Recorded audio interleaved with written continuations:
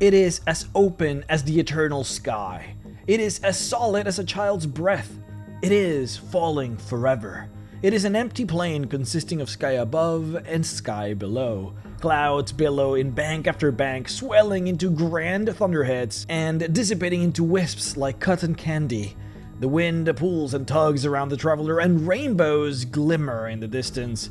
This is the elemental plane of air. But before we jump into the endless sky, let's first have a chat about our sponsor today. This video is brought to you by Grimhollow Monster Grimoire. This is the last week for the Kickstarter, so we only have a few days before it is all done. If you haven't picked up your pledge yet, you better do it now. Grimhollow Monster Grimoire boasts over 400 monsters, each with lore, loot drops, and history checks, blurbs, and challenges. With your incredible support, you guys have unlocked tons of stretch goals from monster layers to bounty cards to an entire chapter for how to roleplay intelligent monsters, to even allowing me to create some cool monsters for the Grimoire itself. I was the 400,000 stretch goal and you guys destroyed it. If they reach the fabled $1 million mark, which they are just about to do, you get playable monster races, which I know that everyone is a fan of. Everyone loves new races to play, and I'm sure that you guys do so as well, so make sure to support them so that they can reach that insane stretch goal. Like I said, the campaign is almost over, so check out the link in the description or in the comments section below and give the Kickstarter a look if you haven't done so already. You will not regret it. But now, on to the video. When you live in this world and you get to explore all of these wondrous sights, do you ever wonder what people call these places?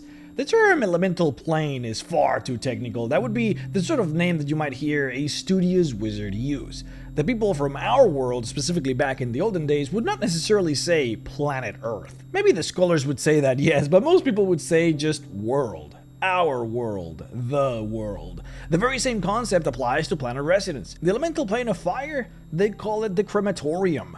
Water, the bottomless deep. Earth, they call it the anvil.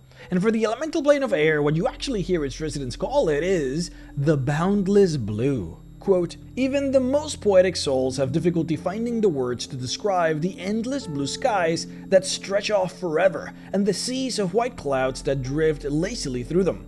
Any sod who isn't moved to just lie back and watch the boundless blue for a few hours is lacking something inside, end quote. Suffice to say, and perhaps there is no need for this description, but the boundless blue is basically just beautiful blue skies as far as the eye can see, and then stretching forward to infinity. The air is described as crisp, clear, and sweet. It is literally so pristine that even your vision doubles.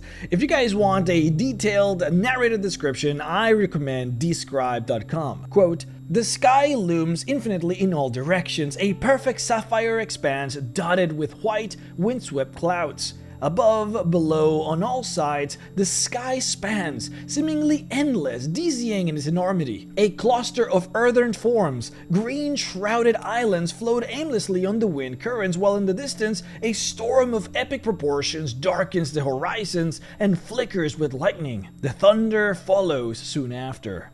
Yeah, they do a really good job. Even more so than the elemental plane of water, the boundless blue is the most safe out of all of the elemental planes, since it is the only plane where you don't have to worry about instantly dying upon contact. Well, at least not immediately upon contact. The elemental plane of air is all air, with small motes of other elements that float in its infinity. Not everything floats, however, and the rules of gravity are probably the most interesting part of this realm, because they do not work like either the plane of fire or the plane of water. In the plane of fire, you had normal gravity. There is a down and there is an up, alongside ground and a sky. In the plane of water, there was no gravity and hence no water pressure. Because of that, there is no up and there is no down in there. It's all just perspective. Well, in the plane of air, gravity is self-defining by the individual who it affects, meaning you make your own gravity. Gravity is, after all, in the eye of the beholder, as they say. When you appear in this plane for the first time, wherever you believe is down will then suddenly become your down, and you will start falling in that direction.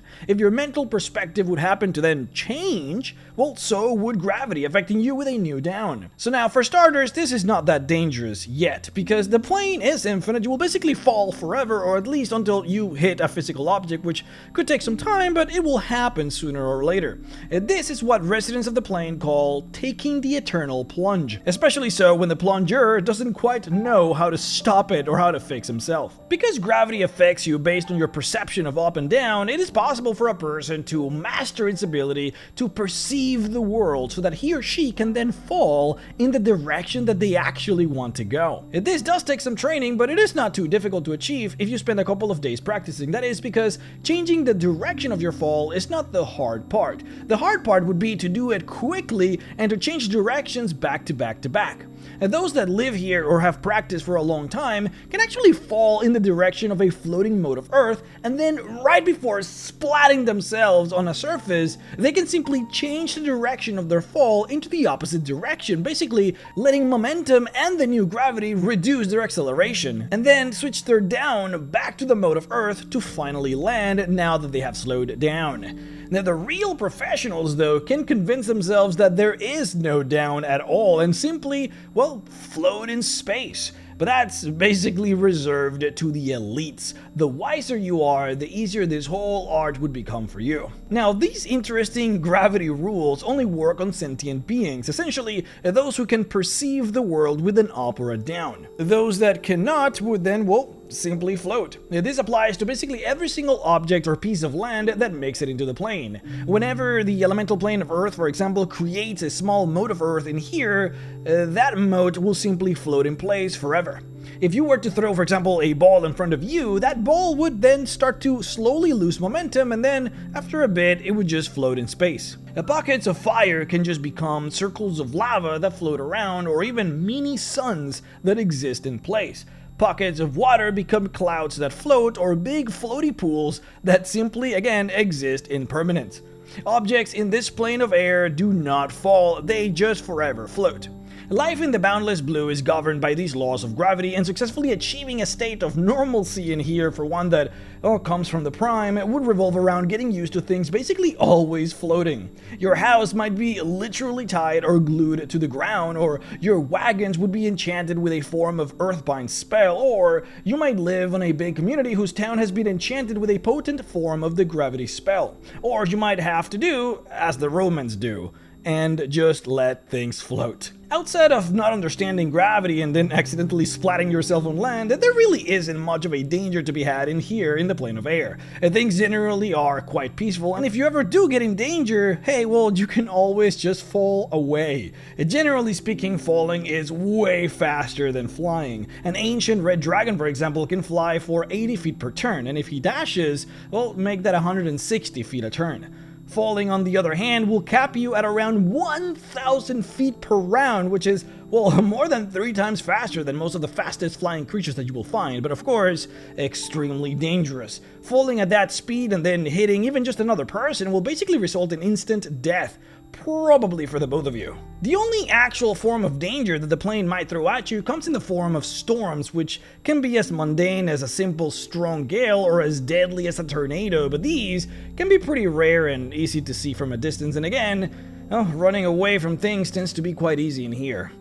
Now, as far as the inhabitants of the plane are concerned, the vast majority of them are, well, you guessed it, air elementals. Now, you need to keep in mind that just like the elementals in the plane of water, the elementals in here are virtually invisible. These creatures are literally made of air, and they are in the plane of air. The 5th edition Monster Manual version of the air elemental just sort of assumes that you're fighting it on the prime material realm, so it basically makes the assumption that the elemental is going to have dust or sand or at least ground particles around itself, which would make it visible. But that is not going to be the case in the plane of air, where there really isn't much of ground particles going around. Typically, elementals in here do not have any dust to grab, which means basically only about 10% of elementals in here are even at all visible, so be careful out there. The air elementals of the plane of air typically take on shapes. Remember that elementals in their plane are much more intelligent than the elementals that you would meet on the prime, which means that these guys are intelligent, wise, they have cities, they have cultures, creatures, and like I said, shapes. Because their form is air, they can take on whatever shape they want, which presumably would depend on the particular personality of the elemental itself. Generally speaking, the shapes that they will take will have big, sweeping wings or sturdy, stubby fins. The lore has described some of these fins looking like modern-day jets, so they're pretty esoteric. Their bodies tend to be slender and they have web-like membranes between the extremities. As far as animals are concerned, you will find virtually any kind from the Prime in here. Every type of bird that you can think of, like parrots or canaries, can be found here, but also any type of flying mundane creature like bats or even insects as well. Large bird-like monsters like rocks or pterodactyls or pegasus can be found here too. And most of these were brought here to be used as mounts for non-flying residents of the plane, but most of the normal birds typically just find their way here on their own by accidentally going into vortices of elemental air.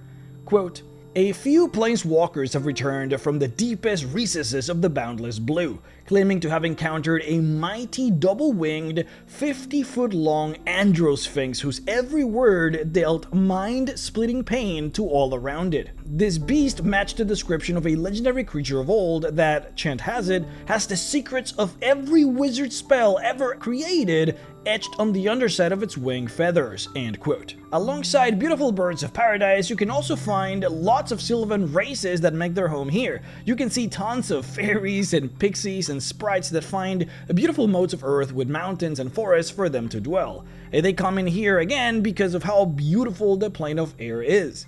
There is also rumors that the same can be said for those of the darker races of the Feywild who dwell in labyrinthine complexes deep within the subterranean depths of larger earth motes. Now, the last populous type of creature that resides on the plane is, of course, the jinns, the air genies. These are probably going to be the race that you will encounter the most throughout your experience on the plane. That is because they have fortresses basically scattered all throughout the place. Now, the jinns are particularly unique between all of the different genies from all of the different planes, in that they are not as one-dimensional in their view of the elements as many of the other genies or elementals can be. Jinns actually enjoy making their cities and kingdoms on top of motes of other elements. They have their castles built on top of tangible clouds, of course, as you would imagine, but also on top of big floating water and earth motes as well. The jinn don't get along with the elementals because they believe that the jinn ruin the purity of the plane. That is because the jinn actually enjoy working with the other elements, and because the jinn enjoy taking on physical forms rather than just basically being pure air. It's as if the very ideals of handsomeness, wit, and charm are embodied before you in this massive azure-skinned warrior. And if the impish grin on his face is anything to go by, he knows it. He has a deadly-looking scimitar tucked through a silk belt, but you get the impression he keeps it there just to let people know he doesn't need it, end quote. I really do love this scribe. The elemental plane of air is, in a lot of ways, the closest to the prime material realm in that it can have, to the untrained eye, a very good mixture of many different elements. And this is something that the jinn in particular enjoy, and something that the air elementals do not, and this keeps them very separate. For this and many other reasons, the jinn don't get along with really anybody, especially because they are extremely arrogant and proud. They constantly fight with storm and cloud giants who live in the plane, and also have an endless feud with the Ifrit who attack jinn fortresses all the time. The Ifrit actually have a really cool massive volcano island called Jabal Turab in the plane of air that forms a direct vortex between the plane of air and fire, joining the two together. This island is the main staging point for the Ifrit on the plane. In any case, the leader of the jinn is the Great Caliph Huzam al-Balil ben Nafhat al-Jugajim, master of the clouds and son of the breezes. He rules all the jinn from his seat of power in the citadel of ice and steel, which, out of all of the beautiful floating citadels of the jinn, well, this one takes the cake. Quote, "The citadel is an immense wind-sculpted oval several miles across, forever hurtling through the plane of air. The constant motion fills the entire citadel with a permanent rush of air. Since the structure is perpetually falling, no gravity can be imposed upon it by any will other than that of the Caliph. Only flying creatures can move through the citadel due to the rushing winds and the fact that the place has no stairs connecting the various levels. An escort always accompanies non-natives. The citadel of ice and steel draws its name from the wondrous substances from which it is crafted. One such material, known as eternal or unmelting ice, is a transparent substance mined from the paraplane of ice and transported here specifically for the construction of the citadel. What's more, fabulous multi-hued steel plied from the quasi-plane of mineral makes for the graceful archways and elegant buttresses throughout the egg of glacial rock. Within the citadel, numerous fountains feed the delicate lattice of canals and crisscross the strange structure, bubbling musically at all times. Galleries of fantastic art are scattered about, each dedicated to the work of a single genie artisan. The pieces on display range from traditional paintings and statuary to more exotic flame sculptures and chromatic symphonies. Secreted away in the Citadel of Ice and Steel is the mysterious Invisible College, a group of sorcerers jinn who use deception and illusion to help defend the Citadel and the entire Caliphate against its enemies. Chant has it that these bloods possess magic unknown to the rest of the multiverse, end quote. One day we will talk about the gem dragons, but I do want to mention that the Ruby Dragon, who is basically a god and resides on the floating citadel of the Ruby Palace, actually does show up a lot in the plane of air and makes a lot of visits to the Citadel of Ice and Steel. His name is Sargior and is a very strong ally of the Caliph, so you really don't want to mess with these guys. Now, as far as other legendary fantastical places that you can find on the realm, there is Typhoon, the Palace of the Tempests. The place is an enormous fortification made out of stone that basically functions as a ginormous hangar for ships in the plane of air. The palace is owned and governed by an adventurer level 18 fighter air genasi called Hollyfifth, who considers himself a Wind Duke. One of his parents was a jinn and the other a storm giant, which has granted him a lot of intelligence, great size, and amazing power. He controls this impossibly big armada of flying powerful ships, and he is on a quest to basically kill every single other air genasi that exists, believing himself to be the only and the one true Wind Duke. There is also the Water Spout, which is basically a pair of two vortices that exist permanently close to each other that basically link the plane of air to the plane of water. See, normally a portal to the plane of water that opens wouldn't have the water side spout out from the portal. That is because, well, there is no gravity on the plane of water, and without gravity, there is no water pressure, and without water pressure, well, water just wouldn't spout out from the portal or vortex. But for some unexplainable reason, the water spout exists. Basically, it is a great torrent of water that cascades out of one vortex, then 500 yards down into the mouth of another vortex. Ripples of mist roll out from both vortices to the point that the water spout basically appears like it's hanging between two billowing clouds. And the whole thing is a massive enigma for scholars and residents of the plane, since water shouldn't be spouting at all from the vortex, but also once in the plane of air, the water shouldn't be falling like a waterfall because there's also no gravity on the plane of air, so it is unexplainable as it is. Many a figure loves to simply gaze at the wonder in any case. And there is actually a powerful air genasi named Brahmas that is attempting to build a series of giant water wheels that wrap all the way around the water spout in hopes to use them to generate power, which he then plans to store in a magical energy accumulator called the Inverted Sphere, though whatever he's trying to plan with this is very much unknown. Now, the last bit that we can talk about has to do with the powers of the plane, that being the gods that exist and rule over the place. The most mighty of all the air elementals is named Akkadi, who is powerful enough to be a greater deity herself. She is the queen of all air elementals and rules over them. She dwells within a great whirlwind called the Great Funnel, that is said to be so large that it can literally swallow entire planets. In fact, it is believed that all the winds of the plane of air come from this very whirlwind. The Queen of Air Elementals can protect those she wants from its world-ending winds, or basically let them rip against her enemies. Quote, Akkadi is neither good nor evil. She is the mistress of air and has little or no interest in things that don't affect her realm. Despite her centralist outlook on the multiverse, however, Akkadi is noted for her stormy temper and changeable disposition, end quote. Her personal guard is actually one of the most feared forces in the realm, a group of a dozen female warriors called the Azura Guard. Each of the 12 is a level 20 air genasi female who specializes in fighting in the plane of air. Their armor is made of magical wind itself, which grants them supernatural movement and protection. On top of all of this, Akkadi's power has granted them strength equal to that of cloud giants. It is actually believed that Akkadi is one of the most powerful greater deities in the world, so be very wary of her. But then we have Jan Sabin, which, like the other elemental princesses of evil, they actually made an appearance in the 5th edition adventure Princess of the Apocalypse. He is basically the Lord of Evil Air, though he doesn't really amass armies, he just roams the plane and then corrupts elementals into its evil ploys. His nemesis is Chon, who is the Princess of Good Air. Their conflict is not an open, physical war, but one of silent intimidation and covert espionage. Now, the last power that you might actually recognize, I bet, is the powerful and very well-known Bahamut, the god of good dragons. Now, this guy technically has his main realm on Celestia, but his palace has the incredible, amazing property of being able to move through realms easily, basically at the will of Bahamut. And this power is extremely coveted by gods because, frankly, well, no one can really do this, or they even understand how he's able to do it.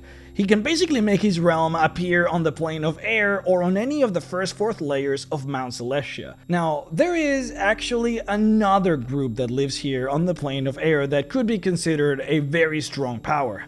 These guys are legendary because they were the main force that actually defeated the Agents of Chaos during the Dawn Wars from simply taking over the multiverse. These were the godly wars that happened in the before times. They in fact defeated the Prince of Demons before Demogorgon took over that mantle. These are the Wind Dukes of Aqua, also known as the Vati. We might talk about them a bit more once we cover the Abyss, because they are crucial in the understanding of the full tale of how the Abyss came to be and the backdrop of history for the entirety of the multiverse. Suffice to say that their story will be told another day.